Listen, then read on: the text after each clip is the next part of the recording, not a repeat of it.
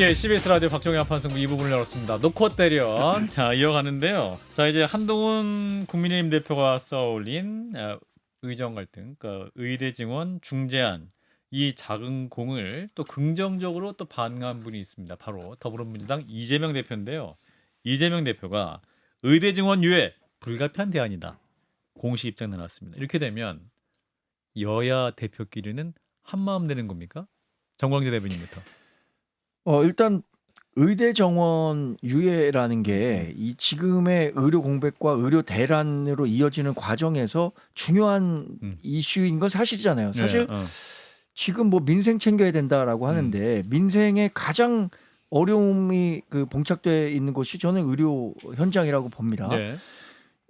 대형 종합병원들도 경영난에 시달린다고 하면서 뭐 대규모 해고가 본격화되고 있고요. 반대로 병원에 가야 하는 분들의 불편은 계속해서 가중되고 있거든요. 네. 그러면 여야 대표 정치가 가장 해야 될 일 중에 하나가 그 갈등의 조정, 해결 아니겠습니까? 예.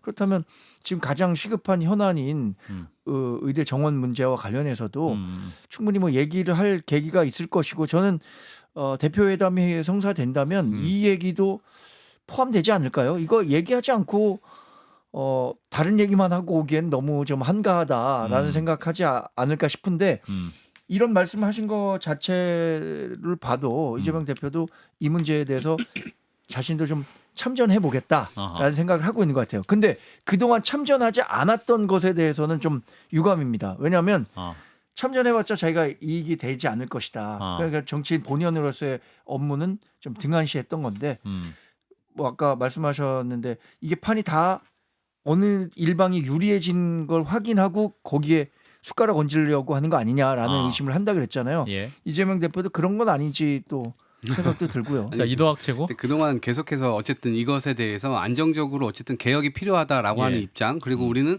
점진적으로 어쨌든 해나가야 된다. 그것이 현실성이 있는 대안이다라는 말씀을 끊임없이 드려왔었고 예. 근데 이제 국민들께서도 의문을 가지시는 지점이 이게 처음으로 다시 돌아가서 의대 증원이라는 게 왜 나왔던 거지? 저희가 이번 7월 10일 날 우리나라에서 65세 이상 인구가 1,000만을 찍는 딱 그날이었습니다. 근데 앞으로 1,100만, 1,200만, 1,300만 계속해서 어르신들의 숫자가 늘어갈 겁니다. 예. 그러면 그게 비례적으로 당연히 아프신 분들도 늘어갈 수밖에 없어요. 당연히 의료 수요는 더 많아질 수밖에 없고요. 많아져야만 하고요. 그것 때문에 사실 이제 앞으로 10년 뒤, 20년 뒤 일어날 문제를 미리 내다보고 지금 이걸 하고 있는 거 아닙니까? 예. 결국 사람을 살리기 위해서 하고 있는 거예요. 근데 지금 이 과정에서 수많은 사람들이 환자가 되어가고 있습니다. 이게 전 국민 환자 프로젝트도 아니고 이 과정에서 사람들이 사망하는 사건이 일어나고 응급실 뺑뺑이 해가지고 제대로 치료받지 못하는 그 과정에서 이걸 이뤄낸다 하더라도 수많은 국민들을 희생시킨 가운데 이뤄내면 그게 도대체 뭡니까? 조삼모사예요. 그래서 그 지점에 대한 지적들을 결국 야당에서도 할 수밖에 없는 것이고 이 측면에서는 그나마 한동훈 대표가 얘기하고 있는 내년도는 의대 증원 지금 1,500명 정도 돼 있잖아요. 1,509명 정도. 근데 이거는 지금 일단 입시가 이미 시작돼 버려가지고 뭐 고칠 수 없다 하더라도 2년 뒤에 이거는 한번 우리가 생각해 보자라고 하는 지점에서는 충분히 수긍을 할 수 있는 문제라고 보고 이거는 일종의 이제 여당에서의 민심을 좀 업은 주장과 야당은 기본적으로 어쨌든 민심에 부합하는 행위를 지금 저희들은 해야 된다고 생각하고 있기 때문에 예. 그 지점에서는 통일된 전선을 만들 수 있겠다. 그러면 무소불위의 권력을 갖고 있다고 스스로 생각하는 대통령도 이 지점에서는 자기의 어떤 생각을 수정해야 되는 것 아닐까? 여야 대표가 한 목소리를 낸다면 압박이 되는 거죠. 압박이 될 수 네. 있다. 예. 자, 이런 가운데 이제 두 분의 여야 대표가 이제 다시 이제 이재명 대표가 퇴원을 했기 때문에 이제 언제 만나냐 이 논의가 지금 진행되고 있는 상황이었고 진행되고 있는 게 또 문자로 어떻게 또 찍혔어요. 박정아 국민의힘 당대표 비서실장이 서범수 의원에게 보내는 문자가 찍혔는데 이게 이데일리 보도로 나온 건데 내용이 이랬습니다. 문자 내용이 대표회담은 1일로 잡혀요. 9월 1일로 잡혀야겠죠. 어제 전화 와서 오늘 보고 확정하기로 했다. 그리고 이어진 문장은 그런데 여전히 줄 게 없어서 여기까지가 이제 딱 사진에 찍힌 내용입니다. 여전히 줄 게 없다. 요거는 협상에서 이제 줄 게 없다라는 얘기인 것 같고 이제 1일로 잡혔다. 근데 그 얘기를 또 우원식 국회의장도 1일로 잡혔다. 1일 혹은 2일이다. 뭐 이렇게 말씀하셔가지고 9월 1일 설이 더 힘을 얻고 있는 상황인데 만날 것 같은데. 1일로 예상은 네. 몇 분이 하시더라고요. 얘기가 예. 이렇게 되는 과정이다.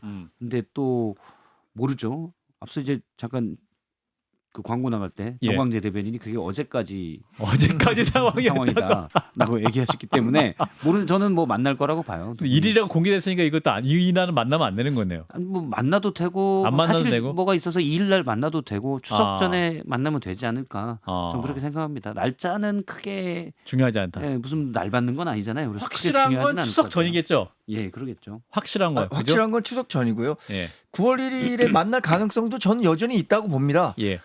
우원식 국회의장. 국회의장이 근데 예. 그거 어떻게 알았죠? 저 이해식 비서실장이 공유해 줬나요? 그 맨 처음에 야당을 나왔을 의심하지 때는 마시고 국회의장의 정보력은 높다 아, 예. 정도로만 생각해 주십시오. 네, 그 1일 날 만나는 게 사실 지난주 일요일에 만났어야 하는 게 그러니까 일주일 일주일 정도 수년된 수년되는 거고 그리고 각 그 주 중에 일어나는 일들은 대표들의 일정이 여러 가지 막 그 그렇죠. 바쁜 일정들이 많기 때문에 음. 일요일에 만난다는 게 가장 현실성은 높은 거였기 때문에 어쩌면 뭐 9월 1일에 만날 가능성이 있다라고 얘기하신 것 같은데 공개됐음에도 불구하고 9월 1일 가능성은 여전히 있다. 근데 뭐 줄 게 없다라는 것은 간극이 좀 큰 건 사실이죠. 민주당이 주장하고 있는 의제들 있잖아요. 세 개 의제 지금 얘기하고 있는데 예. 이거 협상해갖고 우리가 갖고 있는 기본적인 방침들하고 너무 틀리기 때문에 이걸 어디까지 양보해 줄 수 있느냐 이런 거에 대한 고민은 있는 건 사실입니다.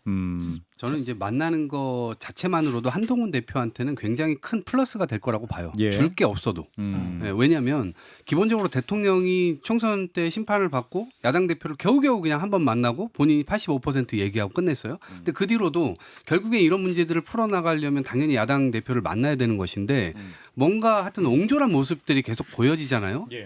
뭐 여당 내부에서 다투는 것도 그렇고요. 그런 상황에서 한동훈 대표는 이재명 대표를 만나는 것만으로도 대통령과 확실한 차별화가 됩니다. 대선 주자로서의 네, 뭔가의 차별화. 투샷. 예, 옹졸해 보이는 대통령과 자기는 그래도 야당 대표 만나서 민생을 뭔가 챙기는. 유연하게 뭔가를 한다라고 아하. 하는 느낌을 국민들께 줄 수가 있고 예. 이 뭔가 줄 게 없다라고 이제 박정화 대변인 문자에서 나온 거는 비서실장이 저는 이게 이 만남을 대통령께서 굉장히 싫어하신다. 그리고 줄 수 있는 게 결국에는 대통령실에서 여기까지는 우리가 뭐 뭔가를 당대표한테 뭐 보따리를 좀 줄 수 있는데 예. 그거를 안 주고 있는 거죠. 보따리를 줄 생각이 없는 거예요. 이 만나는 게 싫으니까. 그래서 그런 지점에서는 어쨌든 이게 그냥 하나의 프리즘으로 보면 대통령은 참 일관되게 지금 국정을 아주 독립적으로 이 운영하고 계신다. 이런 걸 좀 알 수가 있죠. 자, 김웅 의원님께서 이제 다양한 미소를 지으시면서 자, 9월 1일 만날 것인지 만나는 게 좋은 것인지 정리해 주세요. 일단 만나겠죠. 예. 지금 사실 솔직히 말해서 한동훈 대표나 이재명 대표는 양쪽이 서로가 서로한테 가장 중요한 존재들이에요. 그러니까 어떻게 보면은 적대적 공생 관계를 넘어서 둘 중에 한 명이 만약에 사라진다 그러면 나머지 한 명도 사실은 정치판에서 별다른 그런 영향력이 없어질 겁니다. 뭐 3년 동안 같이 이렇게 계셔야겠네요. 예, 그러니까 지금 보시면 알겠지만은 전당대회 우리 당의 전당대회 있었을 때 그때 보시면 알겠지만은 민주당 쪽에서는 한동훈 대표에 대해서 정말 언제 그랬냐는 듯이 엄청나게 지지를 해주고 지원을 해줬습니다. 옹호를 해줬고 예. 결국은 지금 여기에서도 의대 지금 증원 문제에 대해서도 지금 이야기를 하고 있는데 제가 참 재밌게 생각하는 건 뭐냐 21대 때부터 이야기가 나왔었는데 여당이고 야당이고 간에 의대 증원 문제에 대해서 신중해야 된다라고 이야기를 했던 의원들은 거의 없었어요. 특히 민주당은 공공의대 문제가 있어서 여기에 대해서는 단 한마디도 이야기 안 했어요. 근데 지금 와서 마치 우리는 계속 그 이야기를 해왔다는 것처럼 지금 계속 이야기를 하고 있다는 겁니다. 그게 참 웃긴 거죠. 그러니까 과거에 이런 문제가 있다라는 것을 미리 다 예상이 됐었는데도 불구하고 그때는 표 계산해서 아니다 싶으니까 같이 갔었어요. 결국 대통령이 하자는 대로 그렇게 가고 나서 지금은 승부가 나고 나니까 지금은 이제 다 나 몰라라. 마치 자기들이 내가 그랬잖아라고 이야기지만 이거 유예해야 된다 아니면 이거 섣불리 해서는 안 된다라고 이야기하는 사람 과연 몇이나 됩니까? 여야 의원에서 특히 예. 민주당이 없어요. 지금 이런 거 같은 경우 이렇게 서로 보조를 계속 맞추고 있으니까 결국은 만나긴 만나겠죠. 서로의 이해관계가 있으니까. 예. 근데 현실적으로 지금 봤었을 때 여당 대표가 대통령하고 이렇게 각을 세우고 있는 여당 대표나 야당 같은 경우도 지금 내부에 보면은 사실은 이재명 대표의 어떤 움직임보다는 그 안에서 다른 움직임이 지금 태동하는 거에 대해서 그게 미묘한 너무 게? 미미하지만 아하. 거기에 대한 관심이 높아지고 있습니다. 양쪽이 제가 봤을 땐 그 위기감 때문에 모이는 것이지 그 저는 뭐 사실 크게 뭐 나올 것 같지는 않아요. 저는 이게 하나의 변곡점이 될 것 같아요. 요즘 제가 변곡점이라는 표현을 많이 쓰는데 아, 예. 지난번에 입장문을 한동훈 대표가 최상병 특검법에 대해서 냈을 때도 변곡점이다라고 봤는데 한동훈 대표 개인의 어떤 정치 레이스에서 그렇죠. 그런데 물론 약간 최근에 후퇴하는 모습들이 좀 보여요. 예. 제 예상과 달리 후퇴하는 모습을 보이긴 하는데 어쨌든 전 그래도 할 거라고 보고 한동훈 대표가. 근데 이거는 의료 대란 문제는 민생 문제예요. 그러니까 최상병 특검법 문제는 시간이 지난다고 해서 이게 어떻게 되냐 뭐 그것도 아니고 약간 정치적 쟁점인데 의료 대란은 시간이 지날수록 지금 임계점에 다다른 의료 상황이 더 폭발할 겁니다. 아하. 더 위험한 문제예요. 그래서 한동훈 대표가 계속 굽힐 수도 없고 대통령은 이미 대통령이 한동훈 대표가 의대 증원 문제를 들고 나오니까 여당 지도부에게 전화해서 격려했다는 거 아닙니까? 맞아요. 그 전화를 받으신 분이 있습니다. 예, 그렇죠. 그리고 지금 대통령실에서도 나오는 얘기들이 대통령실에서 의료에 이응자도 못 꺼내게 한다는 아 거예요. 그래요? 네. 안녕하세요. 이거는 본인이 중점 그렇죠. 안녕하세요는 될 아니 거야. 아까 지라시 잘 신뢰하지 않으신다고 하더니 지금 지라시 내용 말씀하시면 어떡해요. 오늘 받은 지라시 내용 아니 아닙니까? 저는 이 과정을 통해서 지금 한동훈 대표 아까 죄송합니다. 아니 근데 그거는 제가 개연성이 있어서 제가 따로 들은 아니, 얘기들이 있어서 하는 거였어요. 한동훈 대표가 아까 이제 뭐 이재명 대표와 공생 관계라고 얘기하셨는데 저는 이 과정을 통해서 한동훈 대표 지금 현재 플라이급 정도밖에 안 돼요. 아. 이 과정에서 체급이? 저는, 예, 체급으로 이재명 대표급으로 올라오려면 헤비급 되려면 아 여기서 밥을 또 좀 많이 우리 정광 먹고 대변인 좀 더 올라오셔야 돼요. 여기서 붙어야 됩니다. 확실하게. 자 그러면 이재명 대표 얘기로 넘어가 볼게. 자 그래서 이재명 대표가 민주당 얘기하면서 한 10분 남아가지고 이재명 대표가 다음 달에 10월 말이죠. 10월 말 공직선거법 위반과 위증교사 결심 공판을 앞두고 있습니다. 연임에 성공을 했습니다만 여전히 이제 사법 리스크가 남아 있기 때문에 이른바 10월 위기설 얘기도 나오고 일각에서 피선거권이 박탈되는 것이 아니냐 뭐 이런 이제 1심으로 이제 뭐 이런 얘기도 나오고 있습니다. 이 상황은 어떻게 보시니? 아유 정광 이거 대변인 지금 그 제가 비유를 하셨으니까 예, 이재명 플라이급. 대표가 헤비급이잖아요. 예. 지금 그러면 헤비급인데 부정약물 복용으로 예. 그냥 선수 생명이 끝날 수 있는 상황이에요. 지금 사법 리스크로 지금 부정약물 복용해갖고 그 약물이 자리까지 적발돼서? 간 거 아닙니까? 이렇게 판결 나버리면 아. 바로 선수 생명 끝이에요. 플라이급이고 뭐. 도핑이 적발될 수 있다. 그럼요, 당연하죠. 아. 그래서 지금 법조계에서는 두 개의 1심 판결 가운데 공직선거법 위반 위증교사 예. 결심 공판. 하나 정도는 분명히 그 피선거권 박탈이 수준의 판결이 나올 것이다. 이렇게 예상한 분들이 많은 걸로 저는 제 나름의 그 법조계 인맥 약간 편향적인 법조 인맥이신 것 같아요.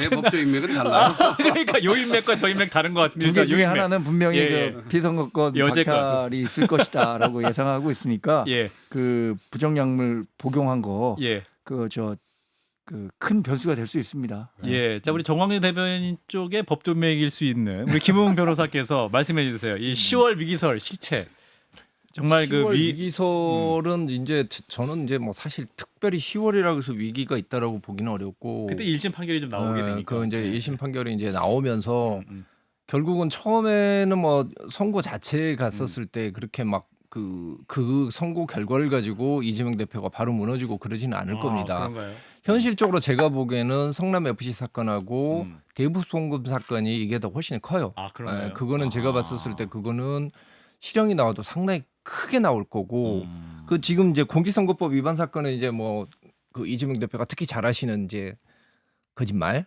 뭐 그분이기 때문에 예. 뭐 사실 그런 게 있어요. 거짓말 맨날 하는 사람이 거짓말하는 건 별로 그렇게 타격이 없어요. 안 하는 사람이 하면은 문제가 되고. 그래서 이게 공직선거법 위반 같은 경우에 대해서 여기서 과연 정말 100만 원 이상까지 나오실까? 그거는 저는 반반으로 보고 그러니까, 위증교사 사건 같은 경우에는 그래도 그걸 가지고 2심에서 실형까지는 안 나올 거예요. 근데 문제는 그 과정에서 지금까지 이재명 대표가 같은 당 지지층과 당원들한테 속여왔던 거짓말해왔던 게 드러나게 될 겁니다. 판결문 자체에서 이렇게 뭐 이야기를 하면서 이거는 다 조작된 것이고라고 이야기를 하지만 법원에서 그렇게 인정이 안 되는 게 나올 거고 그것으로 인해서 사실은 상당히 큰 그런 도덕적인 데미지를 받을 수 한번 있다. 입을 것이고 그 과정에서 제가 보기에는 성남 FC 사건이나 이제 그 사건 끝나고 나면 대북송금 사건 재판이 계속 진행이 될 텐데 그 두 개는 정말 심각한 사건이기 때문에 그거 가서는 좀 어려울 것 같고 제가 보기에는 뭐 제가 만약에 변호인을 한다고 하면 한 5년 선에서 막아드릴게요 정도. 그 유죄는 거의 확정적이다. 제가 보기에 그 두 개는 빠져나갈 방법이 근데 지금 두 5년이면 집이가 개는 없잖아요. 문제는 그거잖아요. 대선이 있기 전까지 3심 판결이 그 두 대법 사건은 판결. 안 나올 가능성이 크다는 거고 예. 위중교사와 선거법 위반은 그나마 3심 판결이 대법원 판결이 시기가 좀 짧을 수 있다. 그럴 수 있다는 거죠. 그래서 말씀하신 두 개의 범죄는 굉장히 더 중한 범죄임에도 불구하고 2, 3년 안에 안 그분의 끝날 것이다. 정치적 행로에 그러니까 다음 대선으로 나가려고 아. 하는 정치적 행로에 변수가 안 될 수는 있는 거죠. 근데 1심에서 대북송금 사건이나 성남 FC 사건 같은 경우에 법정 구속 1심에서 법정 구속까지는 안 나오겠지만 3년이나 5년 이렇게 선고가 확 돼버리면 1심에서 그 선고 돼버리고 나면 그거 상당히 커요. 민주당 내에서도 좀 커질 수 그렇죠. 있나? 왜냐하면 옛날에 조국이 1심에서 그 실형 나왔었을 때 항소심에서 뒤집힌다 그랬는데 안 뒤집혔단 말이에요. 그리고 난 뒤로부터 사실은 어떻게 보면 이제는 어떻게 보면은 대법원 결론만 나면 끝이다라고 생각하면서 차세대 지도자로서의 그런 어떤 가치는 확 잃어버린 거죠. 저는 뭐 10월 이기설이라고 하는데 예. 크지는 않을 것 같아요. 아, 그래요? 민주당 내 분위기도 뭐 이동학 의원님 잘 아시겠지만 설령 유죄가 나온다고 하더라도 1심에서 법정 구속이 되지 않으면 그냥 이재명 대표의 민주당 내 지위에는 거의 영향을 못 미칠 것이다. 영향이 없을 것이다. 예, 이미 어떻게 보면 뭐 일극 체제가 돼 있고 그리고 중요한 건 물론 사법부의 판단이지만 사법부에게 판단 자료를 제공한 검찰에 대한 중립성 신뢰가 없어요. 여사의 디올백 문제 처리부터 없기 때문에 아하. 이거는 그냥 검찰이 야당 대표를 잡아넣으려고 탄압이다? 가져갔었다. 이런 논리가 작용될 가능성이 큽니다. 아하. 물론 이제 3심에서 유죄가 나온다면 문제가 되겠지만 그리고 뭐 말씀하신 대로 법정 구속까지 될 또는 피선거권을 잃을 정도에 나올 것 같지는 않아요. 저도 이렇게 법조계 인맥에게 물어보니까 인맥이 좀 많이 다르네요. 예, 우리 정광재 대변인 주위의 인맥과 그 인맥들은 요 어디서 인맥. 얻으시는 거예요? 아마 제 예상컨대 정광재 대변인 주위에는 검찰 출신 변호사가 많은 것 같고 저도 요거는 검찰 출신이 많습니다. 검찰 출신이 많습니다. 그렇군요. 다양하게 검찰 예, 내에도 그러면. 뭐 다양한 의견들이 갖고 계신 분들이 있으니까. 그래서 저는 두 분의 소설 예. 잘 들었고요. 예. 소설이요. 아까 이제 아니에요. 희망상 법무연수원 교수님의 말씀. 부정약물 얘기하셨는데 아니 물에다 약 탄 게 누군데 지금 이렇게 그냥 희망사항 얘기하시고 근데 민주당은 절대 흔들리지 않습니다. 왜냐하면 예. 반대급부인 윤석열 대통령이 워낙 민주주의 형해화시키고 지금 하고 있는 것들이 정말 주옥 같은 일들을 너무 많이 하고 계세요. 그러다 보니까 이 당원들이나 지지자들은 이 독재화가 진행되고 있는 윤석열 정부에 맞서서 더 똘똘 뭉쳐가지고 싸워야 된다. 가장 싸움 잘하는 사람이 누구냐? 이재명이라고 보고 있는 겁니다. 지난 전당대회에서도 확인됐던 민심은 전과자들만 그렇게 싸움을 민심은 잘할까? 결국 똘똘 뭉쳐서 막아내야 된다. 그리고 민심에 부합하는 민주당으로 만들어서 다음 지방선거와 정권 재창출까지 가야 된다라고 하는 일념이기 때문에 예. 이재명에서는 흔들릴 지점이 근데 없습니다. 사법부의 그런 어떤 형사재판 절차나 그 결과를 그런 식으로 무시해버리는 정당은 공당이라고 볼 수가 없어요. 어떻게 그렇게 우리나라의 헌법에 나와 있는 그 절차에 따라서 유죄가 1심이든 2심이든 유죄가 나왔는데 그거 우리는 아무 상관없다라고 이야기를 하면 그게 무슨 정치 단체예요. 그건 일종의 폭력 집단하고 똑같은 거지. 그거는 그걸 어떻게 무시를 아까 해요? 말씀하셨지만 검찰부터 원래 신뢰가 좀 잃어버린 상태잖아요. 결국에는 의도적으로 누군가는 탈탈 털고 아니, 정치 근데 보복이라는 자, 걸 계속 진행하고 재판을 그거에 검찰이 면죄부를 합니까? 주시는 전제인 거잖아요. 검찰이 재판합니까? 아니 그건 아니지만 법원이 네. 하는 거잖아요. 네. 그것도 어쨌든 근데 3심까지는 그것도 검찰이 네. 법원을 영향을 미친다. 1심에서는 그거는 네. 헌법에 대한 기본적인 부정이에요. 아니 3심까지 나오면 당연히 인정해야죠. 그건 인정하는데 네. 10월 위기설을 퍼뜨리는 건 소설이다 이 말씀 드리는 말씀하신 겁니다. 것처럼 저도 네. 10월에 예. 만약에 유죄 판결이 나온다고 하더라도 민주당이 흔들릴 가능성은 거의 없다고 봐요. 왜냐하면 알겠습니다. 하면 흔들 만한 공간이 없어요. 알겠습니다. 민주당은 안 들린다. 근데 민주당이 흔들리기를 헤비급인데 어떻게 바랄지도 흔들려요? 모르는 분들이 있어요. 신삼김. 자, 김동연 경기지사, 김부겸 전 총리, 김경수 전 경남지 이렇게 또 신삼김이라고 불리기도 하고 또 어제 저희 방송의 새로미래 전병헌 대표는 삼김이 아니라 삼총삼김이다. 이 세 명의 총 이낙연, 정세균, 김부겸, 김경수, 김동연, 김두관 삼총 3김으로 이재명 이길 수 있다. 뭐 이런 말씀도 하시던데. 자, 우리 우리 삼김이라는 그 용어 신삼김. 누가 붙였습니까? 어느 순간부터 신삼김이 어디서 나왔어요. 붙였는지 제가 유래를 찾기 어려운데 예. 과거 삼김과 이 세 분의 삼김은 너무 체급이. 체급 차이가 큰 것 같은데요. 현격하게. 아까 뭐 플라이급. 플라이급도 예. 아니고 그 신삼김은 체급이 어느 정도입니까 그러면? 벤턴급? 아니 플라이급 정도. 플라이급 정도. 플라이급보다 제일 나중에 핀급이라고 아. 있습니다. 아까 한동훈 근데- 대표. 근데 아까 한동훈 대표를 너무 낮게 플라이급이죠, 평가하셨어요. 플라이급. 플라이급은 아니고 그래도 미들 헤비급은 되죠. 이제. 왜냐면 뭐 정치를 짧게 했음에도 불구하고 예. 지금 굉장히 근력이 많이 붙어 있는 상태입니다. 아하. 지금 아, 아니, 전투력이 후- 높아져 있어요. 후 불문 날아갈 것 같은데. 예. 자, 근데 예. 이분들이 민주당 내에 뭐 어느 정도의 파급 효과를 파장을 가져올 수 있을까? 여기 계신 분들 다 별로 이렇게 그 파장이 희망회로? 크지 않을 것 희망회로다? 같다고 생각하실 것 같은데요. 예. 또 우리 그거는 김웅 의원님이 냉정하게. 정치라는 걸 늘 세를 따르는 것이라고 생각하기 때문이에요. 정치라는 게 세를 따르는 게 아니고 아, 정말 의리를 따르고 의리? 예, 의. 의리를 따르고 공의, 의. 그 올바름을 따르는 것이라고 생각을 하면은 아. 세력이 많으냐 적으냐는 중요하지 않죠. 누가 처음부터 세력이 컸던 사람이 누가 있습니까? 그 저는 지금 뭐 삼김 이렇게 이야기 나오는데 저는 그 중에서 뭐 눈을 이야기하지만 이 중에서 사실 두려운 사람은 한 명밖에 없어요. 김부겸? 예, 그렇죠. 왜냐하면 이 양반은 총리를 했거든요. 그러니까 행정 경험이 있는 민주당 주자인데다가 스토리가 있어요. 아. 군포에서 대구로. 즉 거기에 있다가 대구에 내려가서 어떻게 보면은 정말 우리 당에서 그 누구 어떤 중진도 보여주지 못한 모습을 한번 보여줬단 말이에요. 그리고 이분 같은 경우는 이야기할 때 보면은 되게 짧고 간명하게 이야기를 합니다.